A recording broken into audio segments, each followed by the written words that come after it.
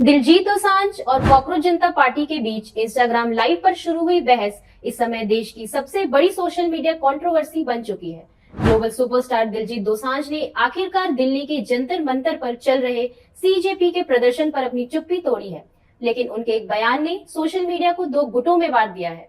दिलजीत दोसांझ हाल ही में अपने फैंस से जुड़ने के लिए इंस्टाग्राम अकाउंट पर लाइव आए थे। इस दौरान देश विदेश से लाखों फैंस उनसे सवाल पूछ रहे थे।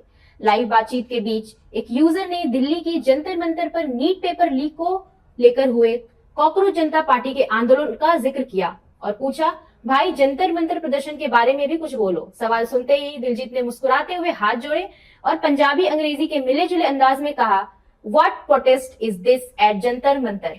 मुझे इन प्रदर्शनों और राजनीति से दूर ही रखो। मैं एक आर्टिस्ट हूँ, राजनेता नहीं। उन्होंने आगे कहा कि वो अपने ऑरा वर्ल्ड टूर 2026 में बेहद व्यस्त है और दुनिया की हर चीज कभी एकदम सही नहीं हो सकती। उन्होंने गुरु ग्रंथ साहिब की लाइन दोहराई, नाना दुखिया सबु संसारू, सो सुखिया जिसु नामु आधारू। दिलजीत का कहना था कि दुनिया में परेशानियां चलती रहेंगी, लेकिन उनका काम लोगों का मनोरंजन करना है, राजनीति करना नहीं। कॉकरोच जनता पार्टी सीजेपी एक डिजिटल प्लेटफॉर्म से शुरू हुआ युवाओं का संगठन है जो इस वक्त देश में छात्रों की आवाज उठाने का दावा कर रहा है। दिलजीत के इस बयान के बाद सीजेपी के फाउंडर सौरभ दास और संस्थापकों ने गहरी निराशा जताई है। उन्होंने ट्वीट किया कि यह कोई राजनीतिक नौटंकी या चुनाव का मुद्दा नहीं है, बल्कि देश के करोड़ों युवाओं के भविष्य और शिक्षा प्रणाली से जुड़ा संवेदनशील मामला है। सौरभ ने दिलजीत को घेरते हुए कहा कि उनके कॉन्सर्ट्स की टिकट खरीदने वाले और उनकी रील्स देखने वाले सबसे ज्यादा लोग जेन जी और छात्र ही है। जब वही छात्र सड़कों पर लाठियां खा रहे थे, तब एक इतने बड़े ग्लोबल आइकन का यह कहना कि मुझे इससे क्या लेना देना बेहद गैर जिम्मेदाराना है।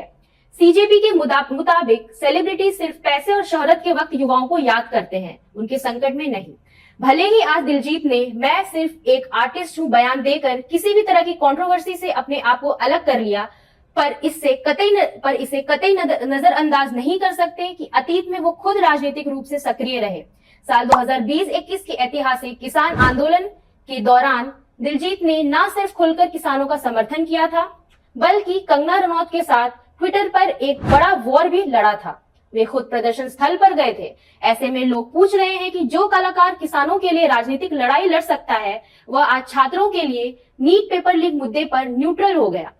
दूसरी तरफ कॉकरोच जनता पार्टी सीजेपी का जन्म भले ही सोशल मीडिया पर एक डिजिटल सटायर रूप में हुआ हो, लेकिन इसके पीछे की विचारधारा को लेकर भी सवाल उठते नजर आ रहे हैं। सीजेपी के संस्थापक अभिजीत दीपके पहले आम आदमी पार्टी के लिए काम कर रहे थे।